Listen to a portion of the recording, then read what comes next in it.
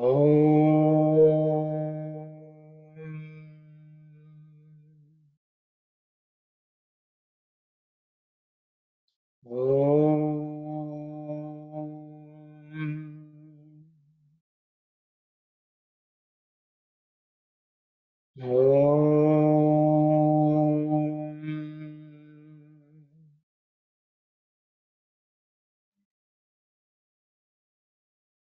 everyone.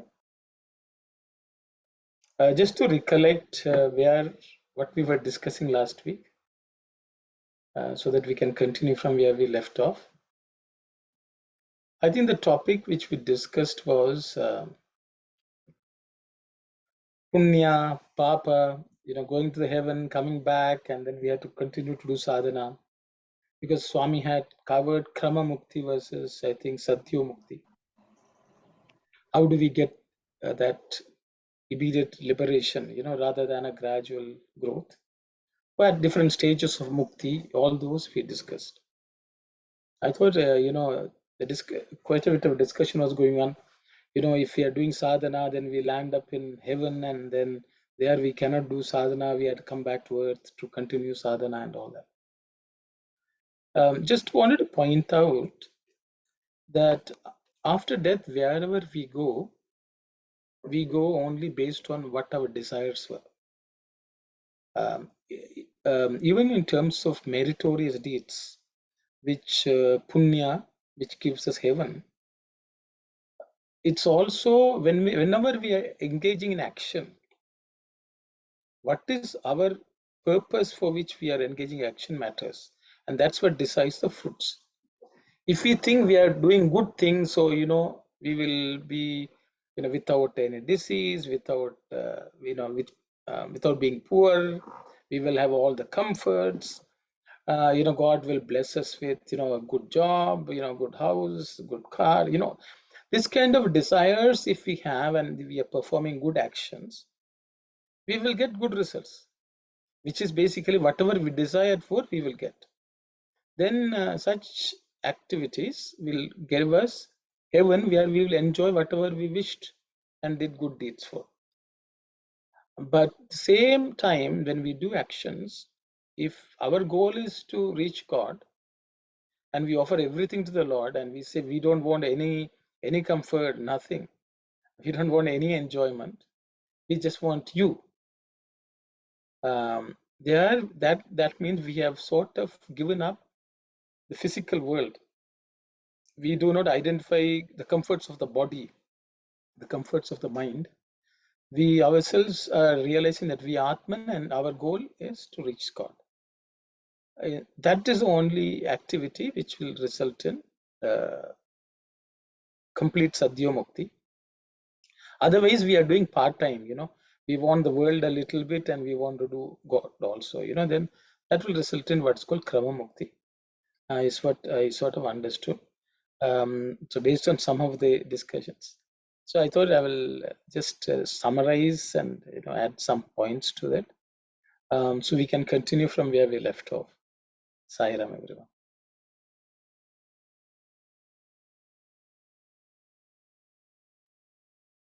Arjuna was still afflicted with doubt.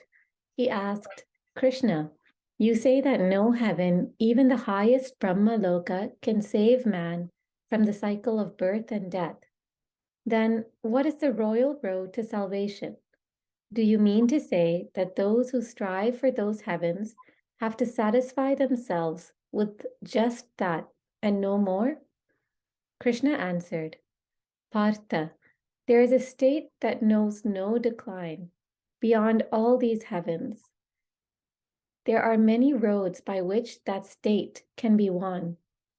Unaware of these roads or of the joy of that state, man is taking to others that are either crooked or comfortable.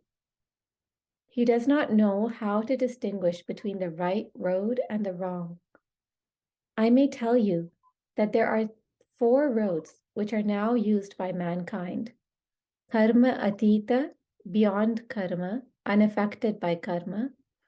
Nishkama karma, karma without any desire for the fruit thereof. Karma unaffected, by any craving for the result therefrom, sakama karma, karma with the ambition to reap and enjoy its fruit, and karma bhrashta, karma that knows no restraint or control.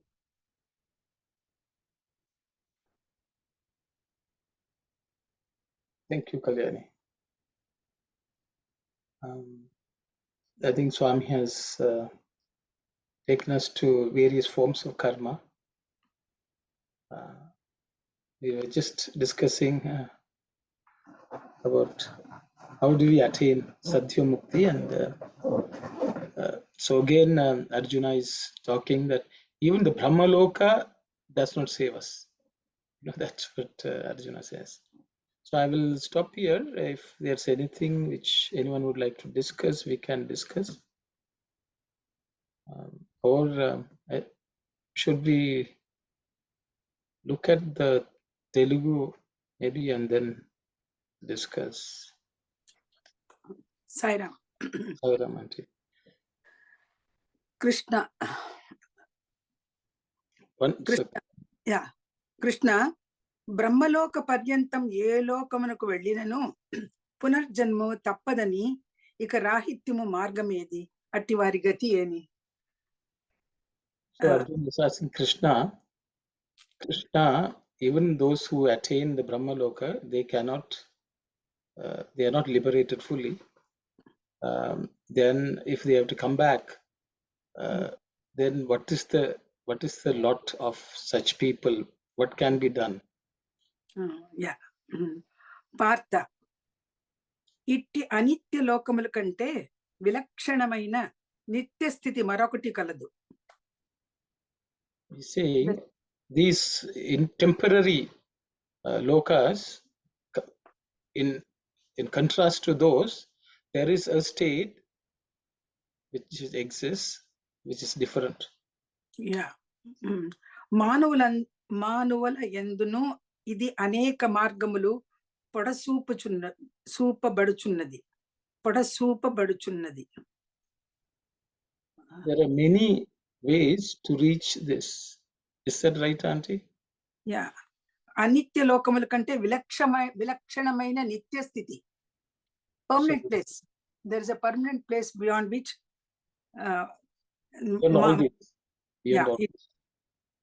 it's the end of all. There are many ways to reach that situation.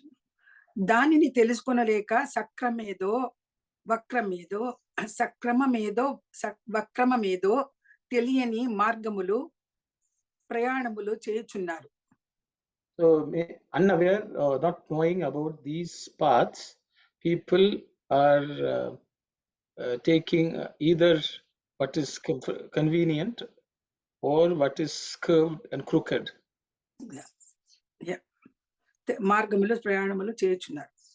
మానవులు ఇప్పుడు నడచుచున్న మార్గములు 4. Today there are 4 paths which human beings are taking. మొదటి మార్గము కర్మాతీతమైనది. The first one is that something a path beyond karma. రెండవది నిష్కామ కర్మ మార్గము. The second one is action without desires. మూడవది కామ్య కర్మ మార్గము. The third one is actions with desires. నాలుగవది కర్మ భ్రష్ట మార్గములు. The fourth one is perverted action. Someone is fallen. Taking to activities, actions which are not the right ones. So the Arjuna's question now is, Brahmaloka, a person reaches Brahmaloka, but he has to come back, you say. So his doubt is our doubt only. When you reach Brahmaloka, why should soul should come back? It should merge with the Brahman, isn't that? So Swami is giving these 4 types of roads which we traverse towards that ultimate goal. And those who are karmatita, beyond any karma, they are unaffected by karma. So such people will reach the ultimate goal. That's what Swami is trying to tell us. Saira. Thank you, Auntie. Anyone else would like to share your thoughts or any comments? What exactly is supposed to be the Brahma Loka? Like, what is there any description of it? Or Brahma Loka, Swami has not given. I think I will pass it to anyone else who would like to comment on what is Brahma Loka. So, Sairam, brother. So, my understanding where the Brahma is there is like a Shiva Loka, the Lord Shiva is there. Vishnu Loka, the Lord Vishnu is there. So, we have so many lokas there. So, one of the loka is Brahma Loka. That's my understanding, brother. Okay, thank you very much, brother. Anyone else would like to comment?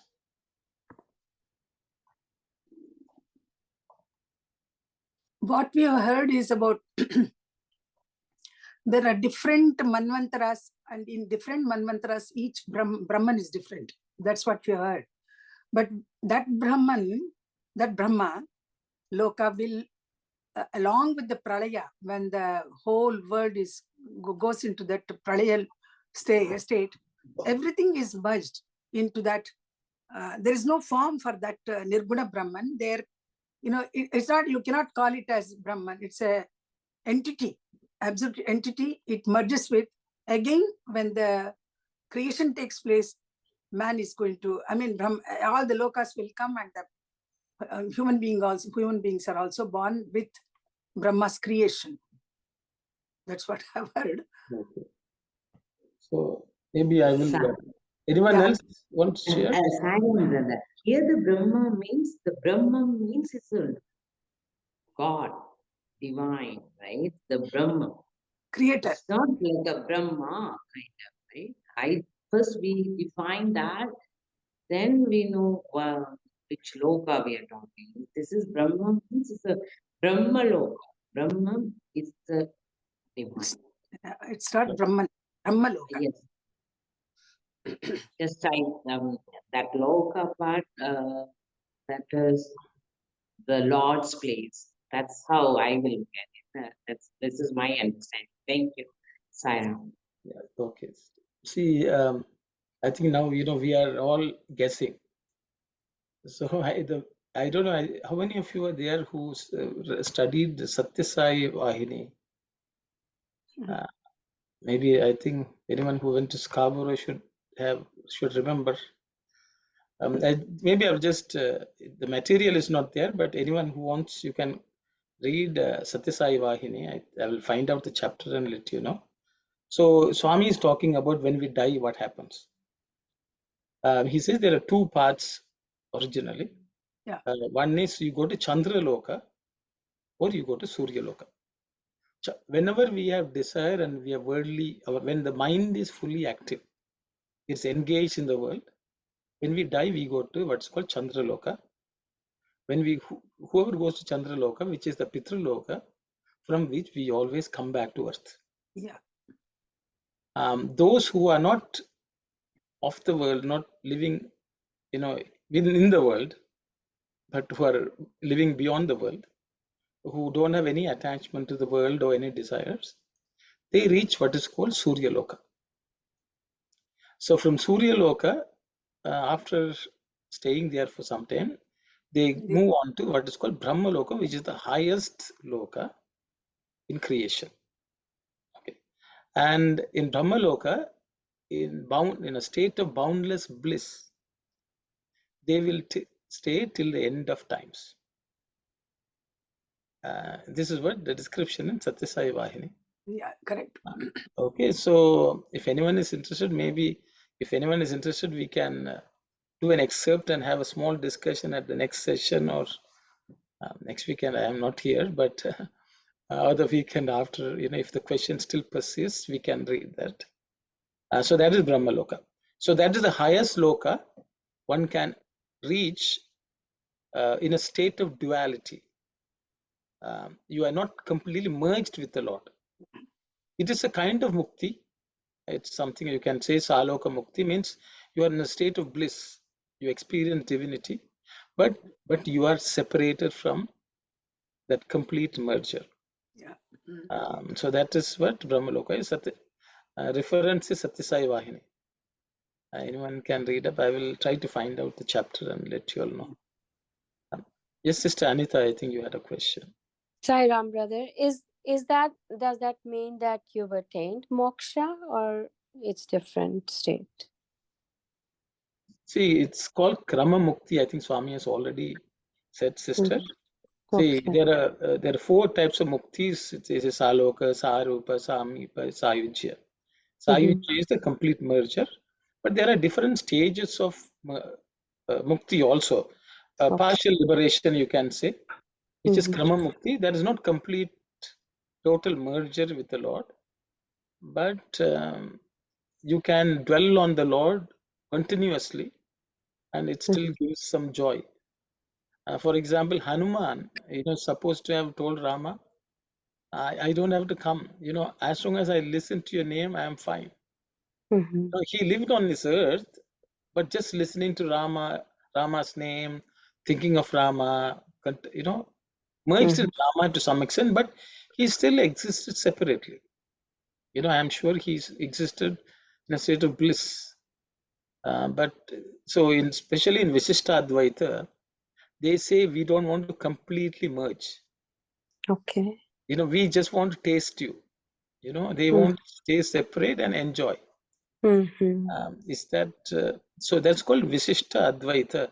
I think there are many discourses where Swami has explained this, where they just want to taste the sugar of God. But they say if we merge, then we won't enjoy it. So Very so there is interesting. another term which Swami used. It's called Rasa Swadhana. I'm just giving you technical terms which I should not give. The nectar, Material is yeah. not there. Rasa Yeah. Swadhana means you are enjoying that bliss, Nectar. that Yeah, nectar. the bliss. Okay, that's called Rasa Swadhana. That is Okay. also called a final barrier which we have to cross for complete measure. This is some technical details. I'm Thank sorry, you so much. I should not. I thought rather than guessing, I thought might as well share some information. Thank you, brother. So, Uncle, like you mentioned that the people who go to Surya Loka and then Brahma Loka, they have no attachment to the world. Yes. They're living, completely unattached. But even those people, they haven't attained the highest yet. They are not fully merged. And you mentioned that they would live there till the end of time in bliss. I'm just quoting Sathya Sai Vahini, okay? Yeah. But then Swami's saying that they will come back. Is it like so they are not coming back to earth per se, but I think at that state also they are continuing their sadhana, if you want to put it that way. Okay. It's technical because Arjuna Swami only is asking the question through Arjuna and answering.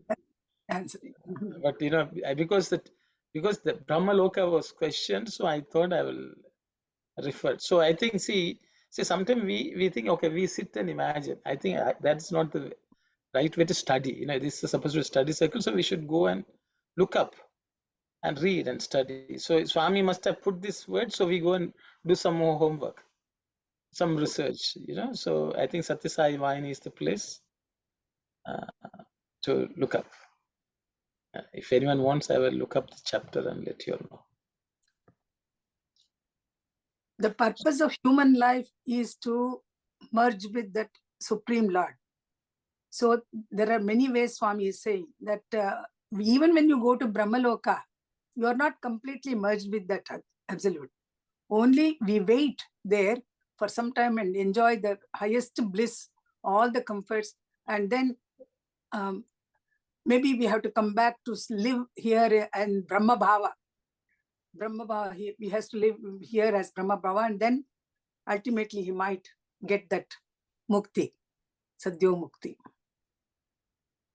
Saira. Yeah. So it's chapter 8 of Sathya Sai Vahini. Anyone interested can look it up. Okay. Yes, I guess what I'm trying to understand in this, what Swami's saying here is that he had said that there's Krama Mukti, which leads step by step ultimately to Brahmaloka. My God. And then a whole nother path, which is Sadhya Mukti, which is more instantaneous. Yeah. But my thought, what's that? Complete. You become one. Kaivalya Mukti, Swami says. Yes. So I thought that to get to Kaivalya Mukti or Satya Mukti, you would have to have like no expectations, no desire for any comforts, like you had mentioned. But it seems like even though people who have no attachment, no desires, they still go to Surya Loka and Brahmaloka. So I'm just wondering. So they want to enjoy the Lord. They want to enjoy the presence of the Lord. Okay, so you see, for example, I'm here in Canada. If Swami was physically present, I say I want to go and see Swami. I want to talk to Swami. Then so I want to go and live there in Puttaparthi. You may stay there. You may see if you're living when Swami was present, people were close to Swami. Of course, you had some of the experiences, the bliss which you experience in his presence is inexplainable. Okay, inexplicable or unexplainable. But the thing is, indescribable, I would say. But the thing is, even there, sometimes you may not get that, and then you may be a bit disappointed. Then you will again work hard at it. There is still a sense of separation. They say, I am not seeing the Lord. Where is the Lord? And when Swami says, then you're happy. So the thing is, even when you go close to the Lord, until you reach the I am the Lord, Swami will say, you find him within, find that I am the same. Until that Advaita Bhava comes, there is some level of separation. There can be something temporary. Yeah, maybe at times. So the thing is, you just want that sensation to some extent. Though you don't want to merge, you don't want to give that up. So that's why I call rasa aswadana. You are sort of addicted to that is also an addiction to the taste. I want to be close to the Lord. Let the Lord talk to me. Let me look at the Lord. Things like that. That's also, is it a mukti? Yes. As Kasturi, once said, Swami, I want a diksha, mantra diksha. Swami asked, why? He said, so I can be close. So Swami just, rubbed his shoulder and said, how close you want to get to? So, so it is like that. So that is also enjoyable. Is it blissful? Yes, it has a lot of bliss, but there is some anityam, there is some temporariness. Okay. But if you just immerse yourself and dissolve yourself in the Lord, that is Advaita Bhava, that there's no separation. That's so that's a technical difference. I hope that's my understanding. It's others also can feel differently, but because you asked the question, because you said it is also a desire for the Lord. Okay, to enjoy the presence of the Lord or some such things. Sai Okay. Ram. Sai Ram. With Sakwanti. This is Samipa Mukti. Yeah, you can say Samipa, Sarupa, all muktis, like Lakshmana and Bharata, they almost look like Rama, or they look like Rama, but still they felt they were different.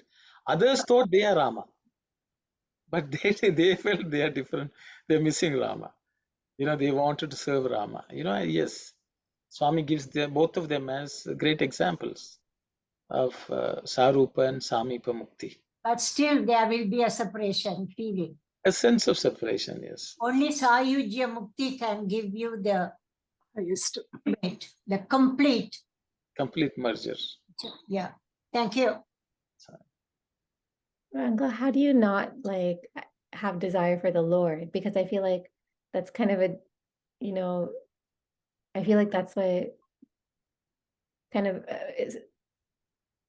brings you forward, I suppose. It has brought you close enough, and the last step is up to the Lord.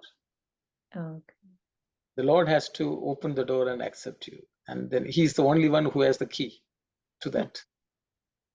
Swami gives the example: the river apparently rushes towards the ocean, and ocean pushes it back, and until the ocean allows the river to merge, it has to, that final step is there. that is only held by the Lord. I think in some of the Guru Purnima also Swami talks about that. The ultimate Guru is the real Guru. Sadguru is the one who can take you across that final frontier. That final until they are only our effort can only reach that point, and then it's the Lord. Okay, end of time means time itself is it's not that you had wait for a long time. Okay, time means when there's a change, there's time. When there's no change, there's no time. Time stands still. So when the time itself dies, you emerge. But that's all. That's why Swami will say Kalaya Namah, Kalaya Namah, Kala Atitaya Namah, like that. Only God has that final key to break the concept of time. So practically, like we shouldn't necessarily be striving for Sadhya Mukti. Like as long as we're striving for like God, like then. This is my understanding. I am sorry to say. Hopefully, you get some there. Yes, Sakwanti. From Mukti, you will be going to the Brahmaloka, Pitruloka, coming back to earth. All this, can there be some kind of the soul? Can it go back and do any negative karmas and bring down the soul for a little bit down, and the time taken to merge with God will take longer? Could it be a lot of births and lot of delay happens? So, Auntie, your question is, when they are in this gradual path, can we slip? Can we slip? That's the question you ask. Yes. So I will ask the participants. Anyone, what does everyone think, or have you all read about it, learned about it?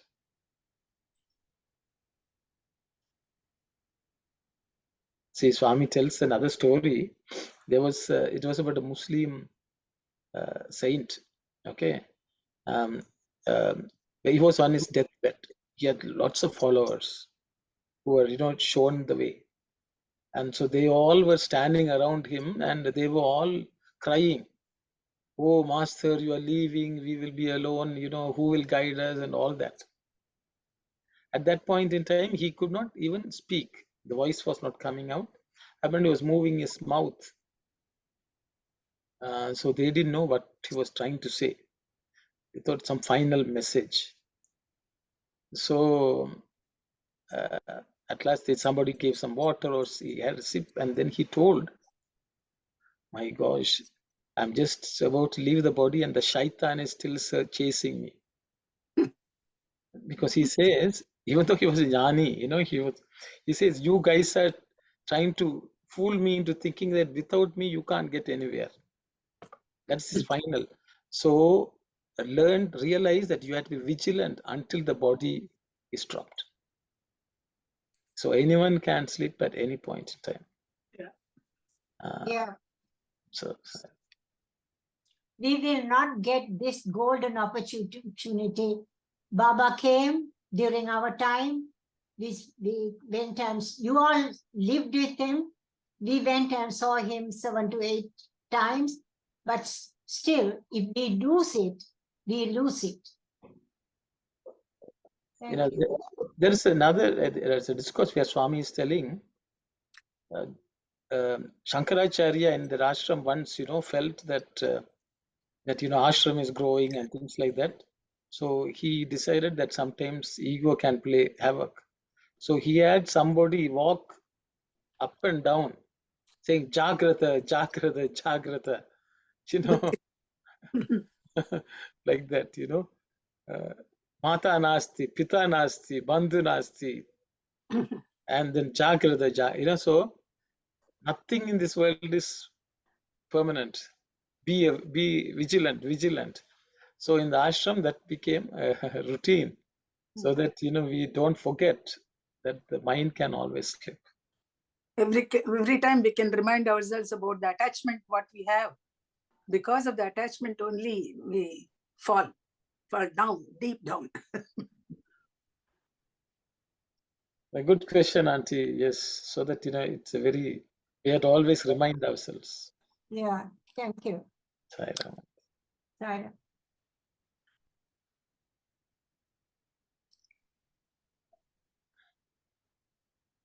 Anything else? Anyone else?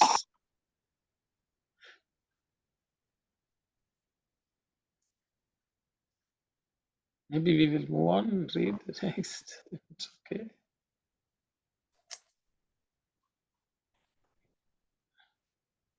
Brother, Sai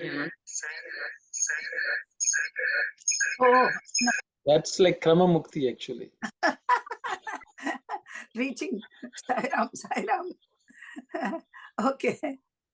Sai Ram sister, you have a question? Her, Oh, she left.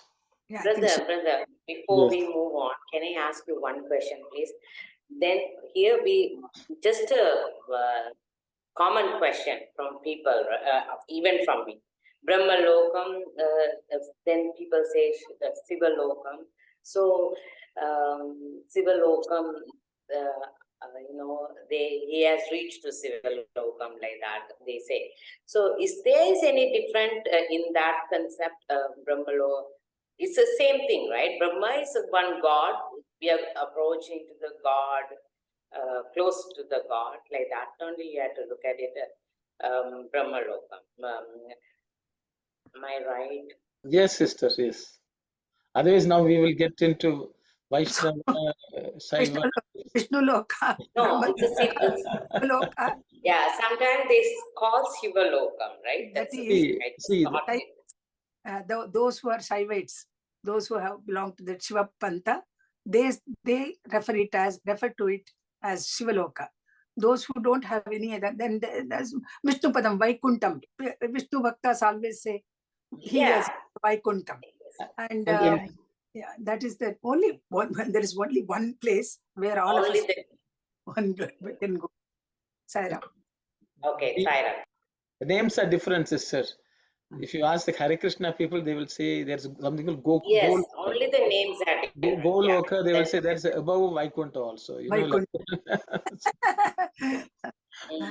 So it is that loka. Okay. Okay, thank you.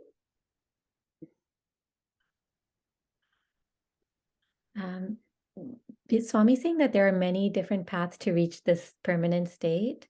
And then Swami talks about 4 different paths. But because so the first 3, okay, but the karma brashta, that's not a path to reach the permanent state, right?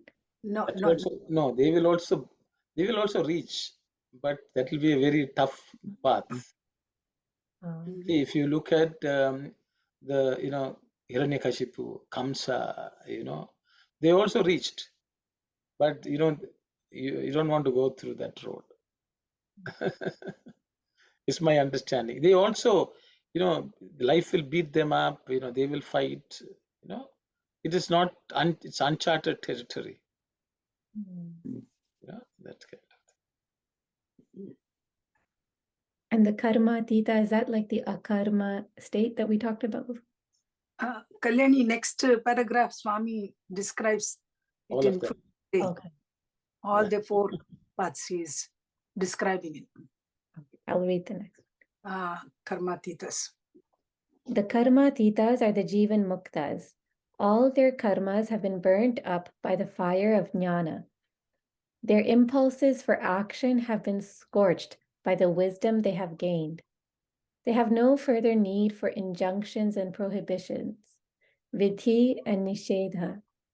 They need no sadhana like dana, charity, dharma, virtuous living, tapas, austerity. All that they do or feel or think will be divine, holy, virtuous, beneficial to mankind. The very earth they tread on is sacrosanct. Every word they utter will be the word of God. Their breath need not take them, on death, to realms that are heavenly. They merge on the falling away of the bodily raiment, without delay, in Brahman. Such are the jivis who were described by me now as having Kaivalya Mukti, Brahma Prapti, or Sadhyo Mukti. Sadyomukti. Next, the second group, the adepts at Nishkama Karma. These are the mumukshus, aspirants, alert on the path of liberation, who are intent on attaining it. They perform each act as a step in the realization of the Lord, so they can never do anything bad. They do not look forward to the result. They leave it to the Lord to give it or withhold it. They are not prompted by worldly motives or even by the desire to gain heavenly pleasure. Their aim is just this: liberation from the bondage of the objective world.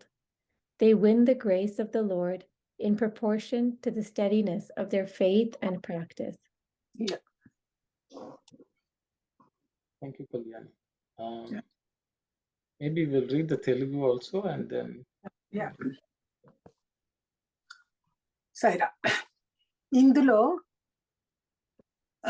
మానవులు ఇప్పుడు నడుచుచున్న మార్గములు 4. మొదటి మార్గము కర్మాతీతమైనది, రెండవది నిష్కామ కర్మ మార్గము, మూడవది కామ్య కర్మ మార్గము, నాలుగవది కర్మ భ్రష్ట మార్గము. That in the previous paragraph. Yeah, we have read already. So ఇందులో మొదటి వారైన కర్మాతీతులు జీవన్ముక్తులు. So in these 4, the first kind, which is Karmatita, they are also called Jivan Mukta. So while alive, they are liberated. Yeah. వారు చేసిన సర్వ కర్మలు జ్ఞానంతో భస్మమైపోవును. Every action they perform is burnt to ashes by the fire of wisdom, jnana. చేయవలసినవనియు చేయరానివనియు ఇది విధి నిషేధములు లేవు. So they do not, there is no, the actions which have to be done, actions which should be avoided, these divisions do not exist. For them, yeah. సాధనలు, దాన ధర్మములు, తపములు కూడా వేరి ఏమి ఉండవు. There is no sadhanas like dana, dharma, tapas. They also don't exist. వారు చేసిన కర్మలన్నీ భగవత్ కర్మలగునే మారును. Whatever actions they perform, they become the work of God. వారు తమ కాలు పెట్టిన స్థానమంతయు కైవల్యముగానే ఉండును. Wherever they put their feet, that place will be kaivalya. ప్రతి మాట బ్రహ్మవాక్కుగానే మారును. Every word which they utter is the word of God. అట్టివారు దేహమును విడిచిన తక్షణమే వారి ప్రాణము ఎక్కడో పోనరక్కర్లేదు. As soon as they leave their body, they will not, their prana will, it doesn't have to go anywhere. అక్కడికక్కడే బ్రహ్మమును పొందును. At that point itself they attain Brahman. అట్టివారే పైన చెప్పిన కైవల్య ప్రాప్తికి, బ్రహ్మ ప్రాప్తికి, సద్యోముక్తికి సంబంధించిన వారు. Such people are the ones who are who have been described as Kaivalya Prapti, Brahma Prapti, or Sadhya Mukti. That is attainment of Kaivalya, attainment of Brahman, or Sadhya liberation. Yeah. తరువాత రెండవ తెగువారు నిష్కామ కర్మ యోగమును అవలంబించువారు. The second kind are people who perform activities without desires. వీరినే ముముక్షులనియు అందురు. They are also called mumukshus, the people who yearn for liberation. అనగా మోక్షాపేక్ష కలవారిని వీరు చేయు సర్వకర్మలు భగవత్ ప్రాప్తి భావముతోనే చేయుదురు. So they are interested in liberation, and every activity they do will be done to reach the Lord. వేరు ఫలములను ఆశించును.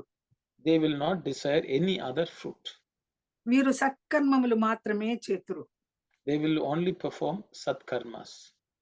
లోక సంబంధమైన వాంఛలు కాని, the desires related to the world, మరే విధమైన స్వర్గాది లోకముల ఆశ కానీ or the desires for various kinds of heaven, వీరిలో ఉండవు. they will not have. కేవలము మోక్షమును మాత్రము కోరుచుందరు. They will only be desiring moksha, liberation. వారి వారి దీక్షను బట్టి భగవత్ కటాక్షము కలిసి కరిగి అనుగ్రహించును.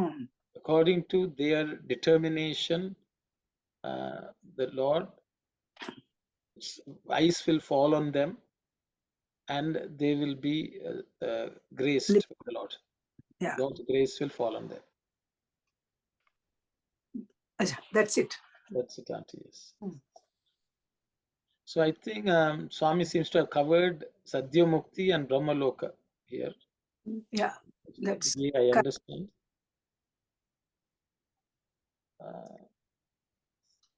Brahma Prapti, he says. Brahma Loka, Brahma Prapti. Anyone, please, anyone can speak, Saira. So, Uncle, is it like the Jivan Muktas, they are the ones who have Sadhya Mukti, and then like the Mumukshus, they attain Brahmaloka? Yeah, it looks like that. You know, they attain, say, once God's grace is there means, so they are very close to the Lord, and you know, depending on the level of their progress in what they have tried, I think to that extent there will be grace of the Lord in them. When you were reading the Telugu, does it say to that extent? Like, is it? Yes. Okay, it says that. Yeah, so it's basic. The last sentence says, "Vari vari dikshanu batti," according to their degree of determination. Okay, you can say. Bhagavat Katakshama Kalisi. Join with the Bhagavat Kataksha, grace of the Lord also. Then he blesses them. Anugrahinchnu. See, Kataksham messaging for people who Revanude Kadaikan. You know, this word is translated as Kadaikan. Kadaikan Parvi. So God's sight will fall on you to that degree, to the level of determination. Kadaikan means just sight, or does it mean a particular? The belief is Kataksham is called Kadaikan in Tamil. But Kadaikan means they say if the God looks at you direct, you know, it's unbearable. You can't take it. So only sideways glance is beneficial. You know, that's belief. Okay. Because you don't want the full, you know, burning of the karmas. You know, you don't want. You'll say little you burn. You know, like that. So you want Kadaikan. So Kataksha. And Kalisi. Brother. Sorry. Go ahead, Kalyan. Oh, sorry. I was just saying, what did the Kalisi mean? Kalisi means coming together. Coming together. Coming And Karigi? Karigi, it melts. Melting. God's heart will be melted. Heart will be melted. So Swami says it's already butter. It's easy to melt. You had little warmth is needed. Enough.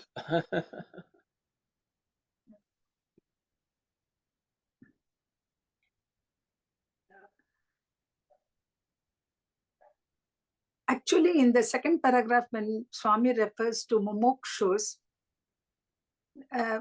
they will try their best to reach God, but they won't get immediate Sadhya Mukti or Kaivalya Mukti immediately. They have to work towards it.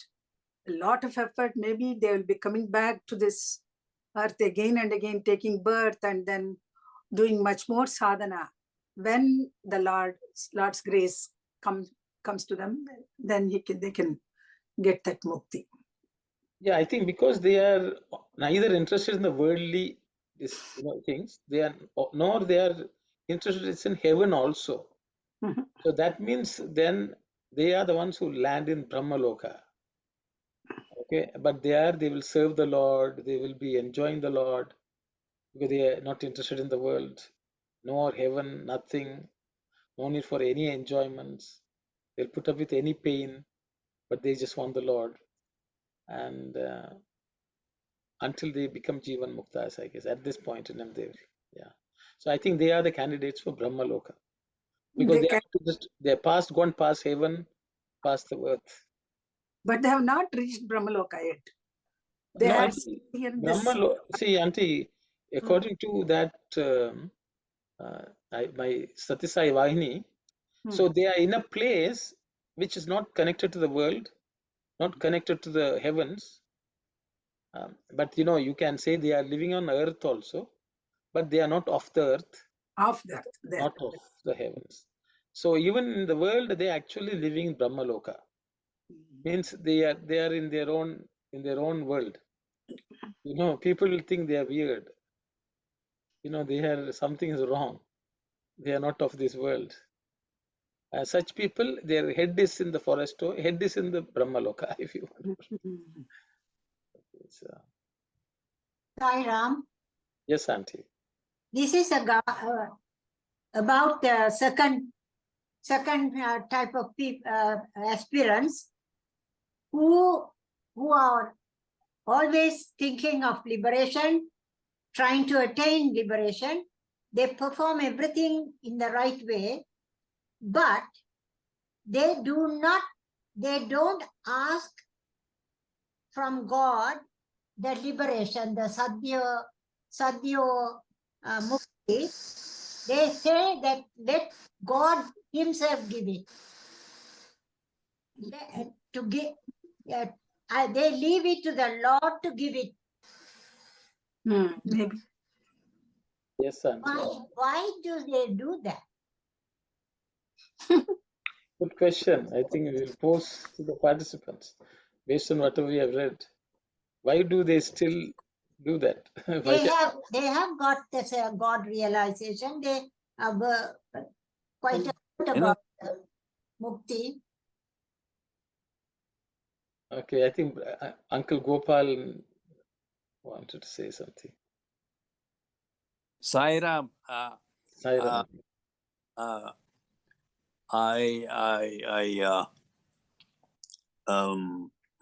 I read somewhere or heard somewhere, Swami, there was one Seva Dal in Prasanthi Nilayam, and the sewer was backed up, and it was pretty bad, and this Seva Dal jumped into the sewer and cleaned it up, and Swami said, you have no more birth, instant. So you merged with me, he said. Yes.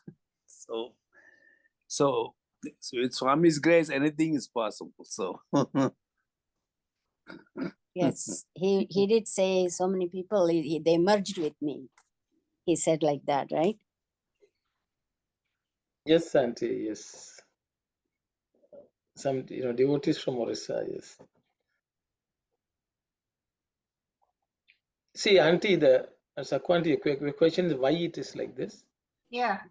See, as long as the mind is still active. Oh. Okay. Until the mind is completely stilled, we are asking for the Lord. We think we don't have the Lord. It's the mind which plays the trick. So I think until that happens, because even the mukti we are seeking through our mind. Yes. Mind. So until the mind is fully silenced, removed from the picture, that will still remain. The bondage is still there, somewhat, but it's a very tiny one, I guess. Okay.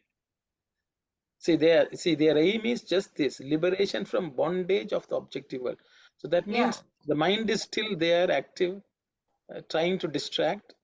So that is the problem. But even though they know, they push it aside, it is not fully stilled. My understanding. I hope Swami will. Until the Manonashanam takes place. Yes. Swami says, Manonashanam should be there. And Vasanakshaya, both should take place. Only then they can get liberation. So this can apply to us also. Yeah, of course. At least to be alert all the time. So it's Swami, according to Diksha, Swami will give us the grace, knowledge, and pull us, hopefully. Yeah. We can, this seems to be an attainable one, we can try. Thanks to Aruna, Bhashyam Aunty, we are getting our spiritual knowledge. Thank you very much. With Baba's grace. Swami is giving it to us. Swami And Sai Sadis. Swami's words we are repeating. There's Sairam, brother, yes, you know the first paragraph, the Jiva Mukta has been described as three things, Kaivalya Mukti, Brahma Prapti, and Satya Mukti. This Kaivalya Mukti, we have studied we studied this before also, we have come across this. But can you differentiate Kaivalya Mukti? Because this is a description of this thing, right? So Kaivalya Mukti, what is that? I cannot recall the Kaivalya Satya Mukti and Brahma Prapti. I can remember that you see everything as God, right? What is Kaivalya, please? Kaivalya comes from the word Kevalam. Kevalam. Kevalam means only one, nothing else. So only God exists in that state. You don't see the world. You don't see anything else in this world. Everything looks like God. Totally, you know. So there's nothing else exists. Only God exists. You don't exist. The world doesn't exist. Ananya Bhava. Yes. So Kaivalyam is a Kevalam. That means there's nothing, kind of, right? So everything is God. So what is Satya Mukti, please? Satya, I think Instantaneous. Immediate. Shakti Bhakti. Or is it a truth? That's one truth? No, not Satya, sister. It's Sadhya. I know, that's a thing. Satya Mukti. Sadhyo. Yeah. Sadhya means, yeah, see, Sadhya means just now, right away, instantly, immediately, whichever you want to get. On the spot. On the spot? What instant, that means? Like instant noodles, sister, you know, instant. It's like that, you know. Okay, brother. That means instantly they realize God. That's what it means. Yes. On the spot. Okay, thank you. On the spot. That's what Uncle Gopalan was telling, you know, the person who jumped, he gave up his body attachment, mind attachment, everything, and jumped into that sewer. Sweet. Okay. You know, and had to go and remove some blockage. So you can imagine someone, you know, that level. He was not wearing these suits, nothing. Just with his own clothes, with bare hands, he went and cleaned the sewers in Parthi. So you can imagine the level of detachment and love for Swami that person would have had. Of course, instantaneously Swami said, you are merged. Sadhya Mukti, you know, that's an example Uncle was pointing out, which is instant. Okay, thank you. Sairam. Sairam, Uncle. I remember one more incident was there was one person who wanted to murder Swami, but he became a devotee of Swami, and he was so attached to Swami. And apparently, when Swami was on the terrace or something, and he was there, and the other people were there, and Swami told him, "Will you jump over the jump down?" And he immediately jumped. And it so happened that Swami was down and caught him. So much faith he has. Those kind of people are there. Were there. Yeah.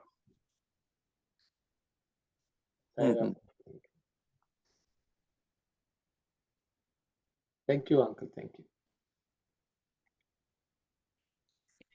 Just regarding the word Kaivalya as well. So you said in the Telugu, wherever they put their feet, that place itself is Kaivalya. Yeah, I think I read it like that. Yeah, so what Swami means is that place itself is capable of giving kaivalya to people. Anyone who touches the feet, that's why worshipping the feet is considered, the itself. It can grant that. Okay, so that's so they. Varu, Yeah, please, Santi. Swami says, Varu tama kaalu pettina stanamantayu kaivalyamugane undunu. Wherever they tread the earth, that becomes kaivalya itself. So that place, they have that ability to change any place into divine. See that. So we say Puttapatti, why we have to go? Because Swami has walked on that ground. Just being there will have a transformative effect on us. So that so that is kaivalya. That's moksha. In the sense which is attainable to us with who all are desires. For us, that's the closest we can get to moksha or kaivalya. That's why all sacred spots are also people reach. Pilgrimages are undertaken just for that sake. Where great souls have moved around. They walked on that surface. That itself is powerful to grant us so much blessing. And that's what Swami is referring to.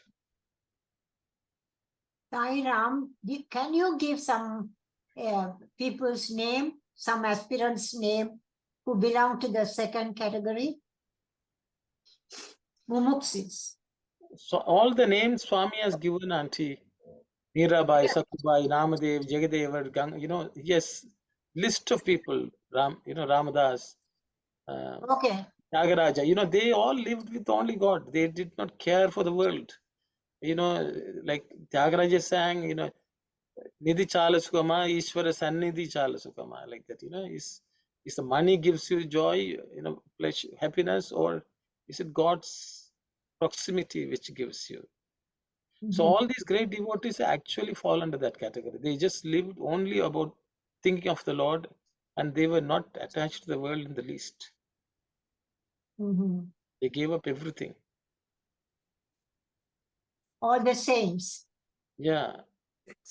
All the names Swami has listed in all the Vahinis for us to Okay. Oh, Sathya Sai Vahini. every Vahini, actually, he doesn't miss a chance to give us examples. But they eventually got liberated, right?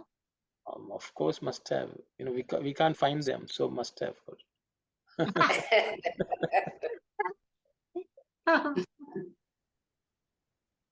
Can I ask a question? Yes, Auntie, please go ahead. Shivam speaking. Yes, Auntie. This is a doubtful question. You all are saying Swami says. But is this a translation of Bhagavad Gita by Swami? Yes, of course. What we are doing is Bhagavad Gita translation. So the answer But to is that, Swami's translation? see, it is Sri Krishna, when he was talking to Arjuna, Yes. he told him, I taught this to Surya, I taught this to Ikshvaku, I taught this to Manu, and Arjuna got a doubt. So Arjuna's doubt was the same as you. Are you repeating what somebody said, or because you are now only born, how did you say this? So that Krishna is saying, you don't remember your birth, but I am the one who was teaching then, I am the one who is teaching now. So the reality is, it's not a translation, it is not a commentary, it's the same teaching which he granted, he is granting it now. But so it is almost similar to what is in the Bhagavad Gita. And Swami also refers to the Bhagavad Gita. There's no harm in that also. But it's the same thing which I taught, I am teaching now. So one need not, this Geetha Vahini itself is Bhagavad Gita. It is ultimately depends. Arjuna took it that way only. It's called Upanishad Saram. He milked the Upanishads and gave. So what Swami's teachings are for all those who have total faith that he is the avatar who has come again. It is the same message. It's not a translation. It is not a commentary. It is just Geetha again. When Spoken we are language. So Sairam, why you separate Geetha Vahini from Mahabharata? Geetha Vahini, Geetha is just a message which is embedded in the Mahabharata, which Vedavyasa wrote. But in the Vedavyasa wrote Mahabharata, which was the story of the Pandavas. Yes. But So in that, he had embedded the teaching of Krishna to Arjuna, which is Bhagavad Gita. yes. So when you say Geetha Vahini, how does it come in that context? Because Mahabharata has lots of stories, Auntie, which has nothing to do with Gita itself. Though Pandavas, it explains how Pandavas were devoted to Krishna and how Duryodhana, etc., they were devoted to the world. It just gives us the context.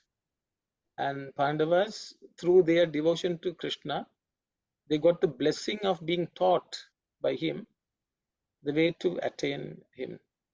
So Gita, though it is present within the Mahabharata, is just the essence of God's teachings, which is presented. So that's the only difference. Oh, that is Geetha Vahini. Okay, thank you. So Geetha can I Vahini, can I other than, add? yes, Can I Auntie, please go ahead, Auntie. So Telugu, which I am reading every day, every time when we meet here, that Telugu is completely written by Swami himself in the language what he used to speak. So it is directly coming from Swami, and the Telugu version is Swami's words. So it's not a transcription or translation. What we have here is the English translation that we are reading, and at the same time we are reading the original written by Swami. So this itself is Bhagavad Gita written by Swami. Sairam. Thank you very much, Auntie. Thanks for it. I hope. Okay, Brother Kumar, you have. Yes, brother Aruna. I mean, Saira. I have to thank Sister Aruna because I just got this and I signed in late also.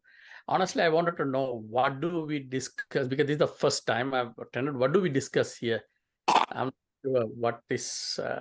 That's what I know. I come for your Sanskrit classes, but in the mornings 9 to 10:30 on Saturdays. But this one is regarding what do we have here? So there are about 15 books which Swami has written, which were published in a magazine called Sanatana Sarthi over about 15-16 years. And each of those series of articles which Swami wrote under a name have been made into books, 15 books. One of the books is Geetha Vahini, which is actually the teachings which are contained in the Bhagavad Gita. So we are reading the chapter 17 today, now at the moment. So we have been taking up different Vahinis and studying. It means we read a paragraph, discuss, study, try to understand, see how we can put them into practice in our life. So that's the purpose of this series. So I hope that gives you a summary of what we are trying to do. Thank you. Thank you so much. Brother Thasan? Yes, Sairam, brother. So, first of all, I like to answer one more thing for Auntie Shivama's. Maniam Auntie gave a right answer because this Vagini was written by Swami. Suppose if Brother Arno written, so we say what Arno saying this paragraph. So we are finding difficult because Swami wrote this one Vagini. So many people wrote the Gita.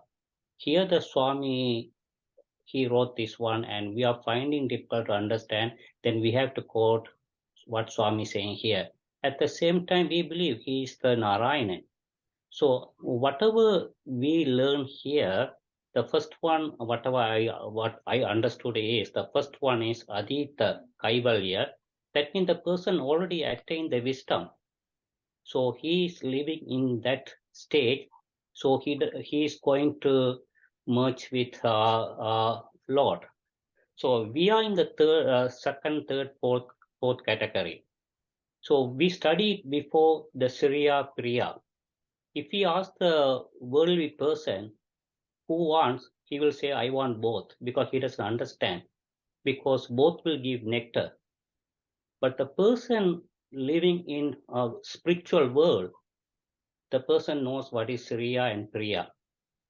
Surya will give mortal, Surya will give you immortal, Priya give you mortal, nectar. So the person who end of the day, when he leave the body, the Atma, that's the time the Lord is going to take him, which karma he did it. Niskama karma, or the second, third one, Sakama karma, and the fourth one, I forgot the name. Karma Prashta. Karma Prashta. So Niskama karma means without anything, without any desire, without attachment, they do the karma. Then definitely they will they will merge with God. So third one is like if you do good or bad, you are in trouble. Good sadhana also in trouble, or bad also you are in trouble. So you have to do it in Niskama karma.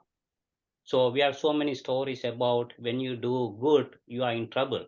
This is like a dog you tied up with the iron chain, and other one is tied up with the gold chain. But the dog tied up with the iron chain wants to get the gold chain, but both are in trouble. Both are tied up. So we have to do Niskama karma in order to achieve the goal, to merge with the Lord. Thank you. Thank you very much, brother. Thank you. You're welcome. In the English, it says that their impulses for action have been scorched by the wisdom they have gained. Whereas in the Telugu, I think you said every action is burnt to ashes, the action itself. Yes, correct. Sarva karmalu, gnanagnito basmavai undu. With the wisdom, with the fire of wisdom, all their karmas are burnt out. The seed itself is burnt. Yeah. Okay. Okay, not the fruits. Yeah. Okay. So like the vasanas are burnt. Everything. The seed doesn't exist. Does it also mean every action, like say they perform some action, that action itself? It has nothing to do with it. It will not bring about any fruit, or it lands them in any other trouble. No.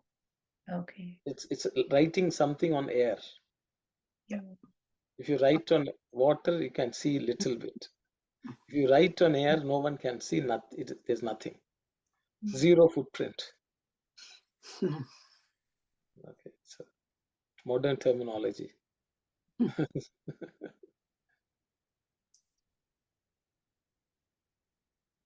In the English, they give these two terms, the vidhi and nisheda, but the Swami use those two terms? Yes. Yeah, of course.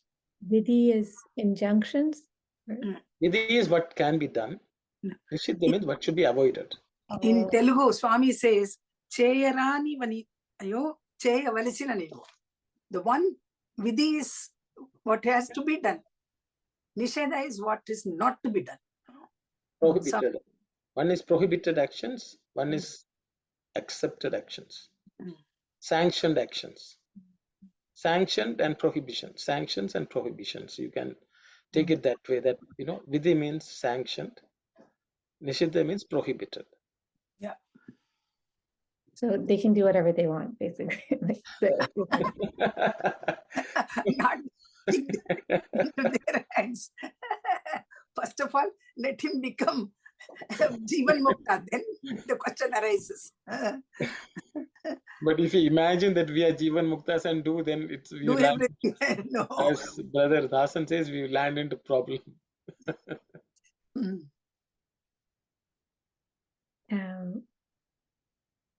So you said that all these people like Meera, all those people are the second group. So does Swami give specific examples of Jivan Mukta? I think in the Sandhya Nivarana, Swami has given some examples, I think. He said some people have to have take one birth and then they attain. Jada Bharata was one classic example. That's a class. I hope you all remember. Jada Bharata was Jivan Mukta. Okay. He was not zero, completely unaffected. And Can when we take Janaka also? Janaka is Janaka, yes, Janaka is also Janaka Jivan. is also Jivan Mukta. But I think those are examples. Swami has given some examples. Janaka was a Jivan Mukta, Jnani. Ashtavakra. Yeah, means many of them Swami has given, but I don't know whether Swami called them Mukta Sant. That's why, the only example when Sandhya Nivarana Swami gives Jada Parada, that's why I gave that. Okay. But they were jnanis of various kinds. They had, see, I think some of them could be categorized under the second category. They were in the Brahma Loka, they were not of the world. But they were still seeking knowledge. Like Janaka wanted Sukha to teach. So Sukha is a Jivan Mukta. Shuka Brahma. Sukha Brahma was a Jivan Mukta. But Janaka was still looking for knowledge. He was a seeker. So I would categorize Janaka as in the second category. I'm sure he would have reached as Sakwandi was. Where are the examples? So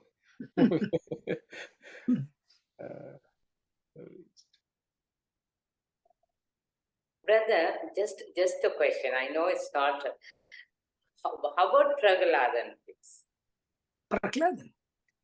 Third category, second Yes. category, second category. What's under which category? Second category? Okay.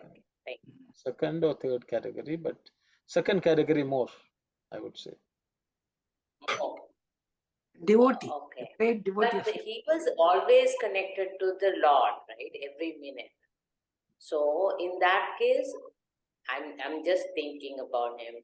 I don't know. Swami talks about Hiranyakasipu and Maybe Prahlad. second category. We'll put him under second category, sister.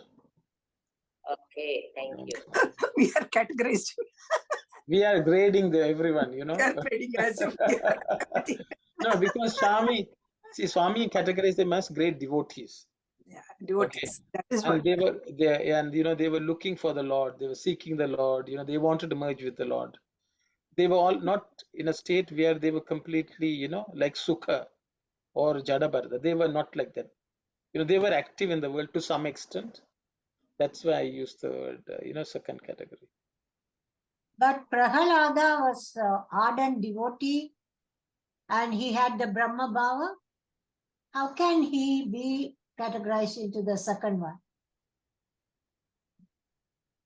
Because, he was active in the world, unlike Jada Bharata and all that auntie. I know we are not qualified to categorize. It is a guess. Okay, I think let's not debate this. Okay. Whoever wants to categorize anyone into fourth. In any category we can categorize ourselves also. Where we belong. Where we belong. Because the first category, see, I will tell the reason is, even though Sukha describes, he is not given the status of an avatar. See, in the sense, like Sukha was considered an avatar by everyone, whereas Prahlada is considered a devotee. That's why I categorized him in the second category. There are stories of Prahlada, he became a king, he ruled and all that, all those, and he says, I am a Rakshasa, things like that. The thing is, so he was in the path, he was on the right track, he was thinking of the Lord all the time. He was not attached to the world, but he was, we don't worship Prahlada, as we, see him as a a model to follow as a devotee, a great devotee to emulate. That's the way. That's why I categorized him there, because Sukha Brahman does not consider. They don't tell. They are great devotee. They are not considered jnanis. You understand? So there are some finer details.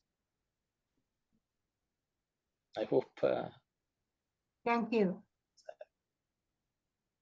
Then we should read the Bhagavatam to understand all the categories of devotees. Okay. Next, Bhagavata Vahini, or Bhagavatam, or both together. So like Bharadwaja Muni, we may have to have 400 years to go.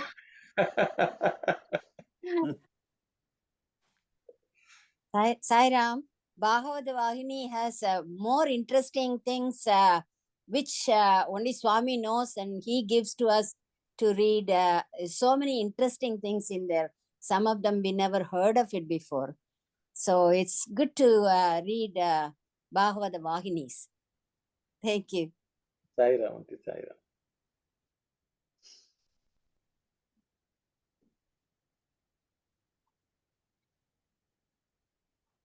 Because some of the questions we are asking are questions Parikshit is asking in Bhagavata to Sukha.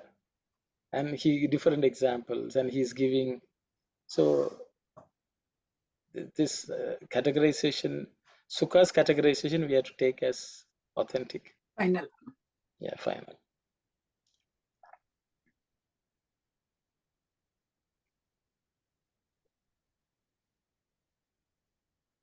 Okay, should we move on, or one more? I think we can do, because it's 4:15 now. okay, we have 15 minutes. Yeah. The third, which believes in Sakama Karma, performs all acts through the desire for the fruit thereof.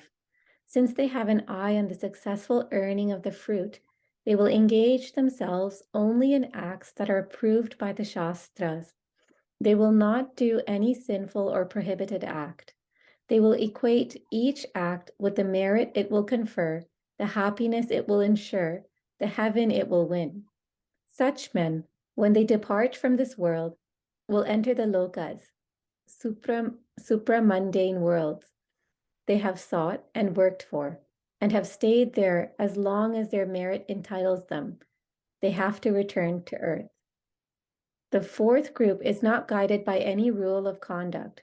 They have no norms, no discrimination between virtue and vice, right and wrong, proper and improper.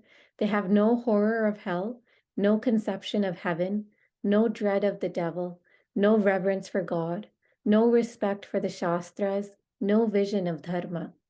They are best pictured as beasts in human form. The majority of humans are members of this unfortunate group. They strive for momentary pleasure, short-lived happiness, temporary joy, and evanescent comfort.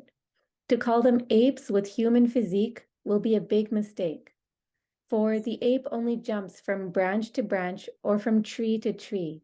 It releases itself from one branch or one tree before landing on another. Men are more like caterpillars, which move from leaf to leaf, fixing their foreparts on a new leaf before releasing their hind parts from the leaf on which they were resting till then. Yeah.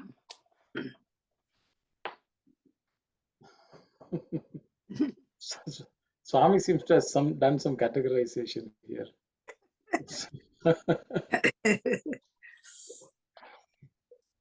Okay, so shall we read the Telugu, auntie? I think. Yeah, sure.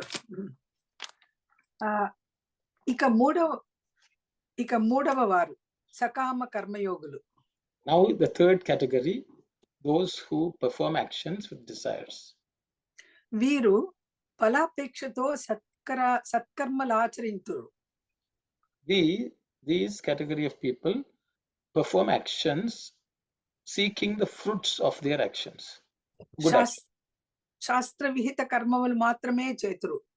They only perform all the actions which are sanctioned by the scriptures. పాప కర్మలు కానీ నిషిద్ధ కర్మలు కానీ వీరు చేయరు. They will not perform any sinful deeds or prohibited actions. అటులే వీరి అభిష్టము. That is their desire. That's their wish. Yeah. సుఖములు భోగములు కావలనని ఏ సత్కర్మ చేసినా ఏ సుఖము కలుగునో. So they would like to have happiness and enjoyments, and whichever good activities done, what type of pressures or happiness they will get. ఏ పుణ్యకర్మలు చేసినా ఏ Bhogadi స్వర్గములు లభించునో. Whichever good deeds or meritorious deed they do, the types of heavens they will attain. అని ఫలమును మొదట లక్ష్యమునందు ఉంచుకొని, thus keeping the fruits of the actions as their goal. పవిత్ర కర్మలను ఆచరింతురు. They perform good actions, activities. పవిత్ర కర్మలు. అట్టివారు శరీరమును వదిలిన తరువాత, pavitra means pure actions, okay? Pure Attivaru, such people, when they leave their body, స్వర్గాది లోకములకు పోయి, they reach heavenly abodes. వారు చేసిన పుణ్యము నశించు వరకు ఉండి, they remain there until their meritorious balance remains. తరువాత భూలోకమునకు వత్తురు. They will come back to earth again. ఇక మిగిలిన నాలుగవ తెగవారు. Now the fourth kind of people. కర్మ భ్రష్టులు.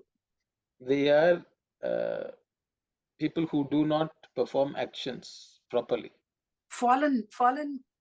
I say, okay, fallen from the karmas. వీరికి పుణ్యము కానీ పాపము కానీ మంచి కానీ చెడ్డ కానీ, they do not know what is merit, what is sin, what is good, what is bad. నియమము కానీ శాస్త్రము కానీ, they don't know the laws, they don't know the discipline. ధర్మము కానీ దైవము కానీ, they don't know the scriptures, they don't know dharma or God. దయ్యము కానీ ఏవి లేవు. Ghosts also they don't exist for such people. ఇట్టి వానిని మనిషి రూపమున ఉన్న మృగమని తెలుపవచ్చును. These can be called beasts, animals which are in the human form. లోకమున ఈ తెగకు చెందిన వారే అధిక సంఖ్యాతులు colour. In this world, most people belong to this category. తాత్కాలిక సుఖము, ఆనందము, ఆహారము, temporary happiness, temporary bliss, temporary food, హాయి వీరి ఆశయము. and enjoyment, this is their desire. వీరు మానవ రూపముతో ఉన్న వానరులు అని చెప్పుటకు కూడా వీలు కాదు. They cannot be even called as people in human form.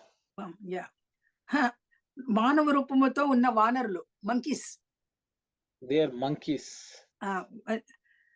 In the form of human beings, they are monkeys అని చెప్పేదానికి కూడా వీలు కాదు. We can't say that. Yeah, even that also you cannot say. Yeah, that also we can say. వానరులైన ఒక స్థానమున వదిలి మరొక స్థానమునకో, if they are monkeys, they will leave one place and go to another one. ఒక కొమ్మను వదిలి మరొక కొమ్మకో ఎగురుదురు. They leave a branch and then jump to another branch. వీరట్లు కాదు. These people are not like that. మరొకటి ఆధారము చేసుకొని, they take support of another one, and then ఉన్నదాన్ని విడుతురు. then they leave where they are. అనగా అనపకాయలందును చెట్ల కొమ్మల మందును ఒక విధమైన పురుగు ఉండును. So అనపకాయ అంటే ఇట్స్ కాల్డ్ సేమ్ చూడరా, అవరేకాయ, అనపకాయ. Swami is referring to certain trees. In these trees there is this caterpillar. That's what Swami is referring to. இல்ல you know that particularly అనపకాయ అంటే அதுக்கு என்ன சொல்றா, அவரைக்காய் சொல்றாரு. Okay. I don't know whether in தமிழ்ல என்ன சொல்றதுக்கு. தெரியாது. more like அவரைக்காய் தான் மாமி. Yeah, அவரைக்காய் I அவரைக்காய் think Tamil in Tamil also you say the same. Yeah. Same అవరకాయ. ఆనపకాయలందును చెట్ల కొమ్మల ఇందును ఒక విధమైన పురుగు ఉండును. There's a worm which is okay. So I was looking at, it's called bottle gourd, long gourd. Anapakaya means bottle gourd or long. Bottle girt ఇది సొరకాయ. Adathan Sorakaya. Telugulo they Sorakaya. saying, సొరకాయ சொல்லல స్వామి, ఆనపకాయ. for some reason that Telugu dictionary is giving white pumpkin, bottle gourd, kulgar is some. That's what charm is. Okay. Anyway, it is just like a small Okay, in a particular tree there is a type of worm.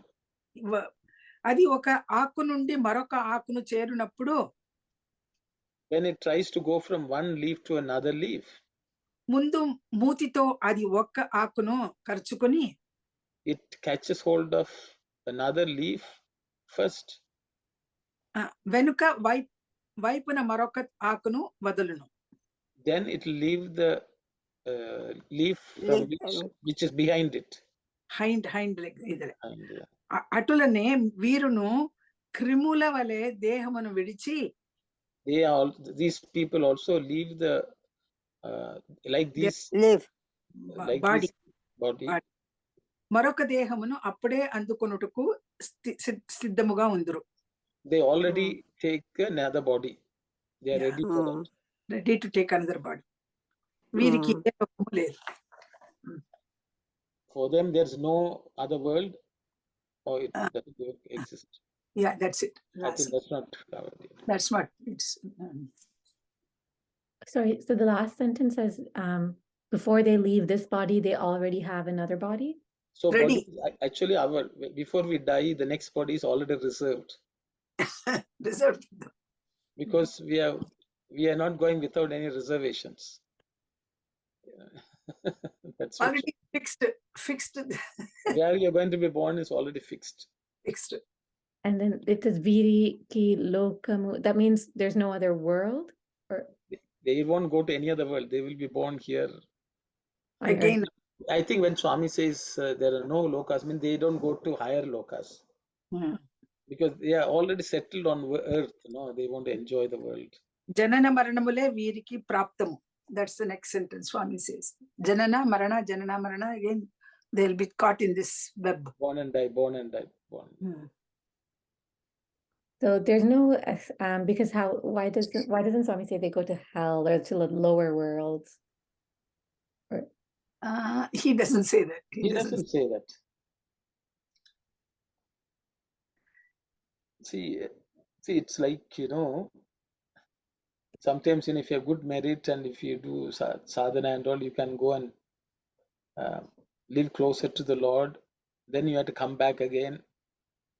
And then you have to, you may lose that opportunity and all that. So that happens to everyone. The higher lokas are considered to be slightly divine in nature. So when you go there, you have access to God. The devas they can have access to Shiva. They can go and see Brahma or Vishnu. They have that ability. That access is there, but they don't use it for spiritual. No Shreyo Marga. They have Preyo Marga, enjoyment. They want to be happy, comfortable.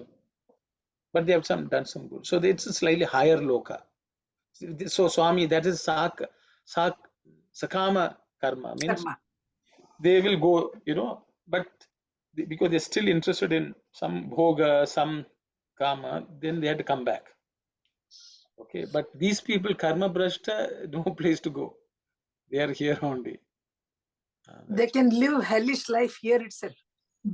Hell itself, here itself is for some people who are really suffer from physical illness or poverty or some kind of misery. That hell is no other place, the hell is itself here. We go through that, Okay, Brother Tasan. Yes, Sairam brother. Sometime when we do the good sadhana, this karma very difficult to understand. The reason is the guy prayed for the god. He wants to climb the mountain. So he asked a horse. So the god gave the horse. Then God told him, okay, when you're climbing, you have to tell the horse, thank you. That means it will move. Then if you want to stop, you have to tell help. So the guy then got the horse and started to ride the horse to the top. Then he realized that he's going to fall. He reached the top, but he forgot what word to say. Finally, he thought about to say help. Then as a good sadhana, he said thank you to the god. So you know what would have happened? The horse jumped. So even the good sadhana, sometime according to the karma thing, it might give you some dangerous situations too. So always when you believe on niskarma karma, you can escape from that one too. Thank you, brother.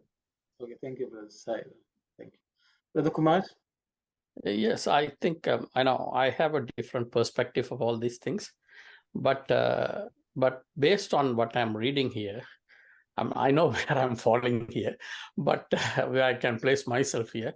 But what I'm finding is that just because you're on the last group, I'm just looking at the last group of conduct, it does not mean they go through the eternal motion of born and death and birth and death on earth, because earth itself is beautiful, right? If you look from a perspective, earth is a beautiful planet that we are living in. I think for me, if you were born again on earth, because this is the only place we know of life is what we know of. So this is a heaven, honestly, earth. But the person's life they may come they may suffer in this birth, but during their suffer, they might do something good deeds. So it does not mean that automatically they'll keep coming onto the fourth phase, because their accumulation of good karma should add positive in my view, because positive energy is there for everyone at the time of birth. It's that over other people's influence, around that influence, that create a person falling into bad traps, right? So that's my view, because if you take even Tirunavakarasar, I don't know how many of you all have seen, Puluva Prakkinamandi, he is singing in a Thevaram. It's even if I'm born as a Pulu, means an insect, I want to be around you, he's asking Shiva. Same thing Circular is saying, Iravada Invam Anbum Vendupin Venduhundrar, Puravame Vendum, means I don't want life again, but Prapundel Unayandrum Maravame Vendum. That's what I asked Shiva. I mean, even if I'm born again, even like an ant, I want to go around here. Shivalinga, and even if I trampled and dead, it's okay, but I want to go around you. So I think it depends. It's a very tricky how we grade things. Just because someone dies a sad death this birth, it does not mean that they will go through the bad life again in the next birth, because we will never know that. I mean, that's my humble opinion. Sorry, maybe. Yeah. Thank you, brother. Thank you. It's in its that you have raised this point. See, if somebody joins a school and they are in a particular class, if they don't study, they will never pass. They will have to repeat. They can stay for years, but if they do not make an attempt to study, sure, they may be learning something or may not. But the reality is we have to repeat the class, or we have to fail until we make some effort to study. So I think that's the purpose of this 4 grading. And the examples you gave are both who at least, if not the second, they are in the third category. They are interested in only doing what is right. But actually, the examples you gave are both in the second category. They only think of the Lord. They are not interested in the world. They, even if they're born as a worm, they would have been great devotees. Like, there's a story of Tirvanik, where the elephant, the spider, the snake, all of them prayed. So whichever form they were great devotees. So that's what I could fathom, but we can discuss, there is more to discuss. But I think the whole idea is not categorization. to know where we should strive to be, because without that, we will be repeating. That's the idea. It's not eternal hell. I'm sure the world experiences can beat people, and there's an evolution, which is a natural evolution, which I think everyone goes through. That's also possible, but at some point we have to make some effort. I think that's the idea from what I understand. But we will. It's 4:30, so I will just we will discuss in the next sessions. Okay, Saira. Can I ask, one question? Yes. We know Ravana is a very ardent devotee of Lord Shiva, and he created some musical notes, like dance notes, also the Tandava, Shiva Tandavam, and even the Rudra Tandavam, everything. And he has this Burna raga play. With all this, into what category you can put him? I think when we study Ramakatha Rasavahini, we can discuss this, Auntie. Okay, so because otherwise categorization. I know he is not. He didn't do that dharmic way. Swami has discussed this in detail, but without material, I don't want to categorize here. But I think we can take up Ramakatha Rasavahini and then we will understand. So, brother, end of the education is character, so he lost the character there. Okay. So, I think, so we will stop here. It's 4:37. I hope it's okay. Yeah, it's I know an interesting topic. We should start next time on Ravana. Yes. Sairam. Sairam. So we will close with Samastaloka. Okay, Sairam, everyone. Om Samastaloka Sukhino Bhavantu. Samastaloka Sukhino Bhavantu. Samastaloka Sukhino Bhavantu. Om Shanti. Shanti, Shanti, Shanti. Sairam. Thank you. Thank you. Sairam, thank you. Saira.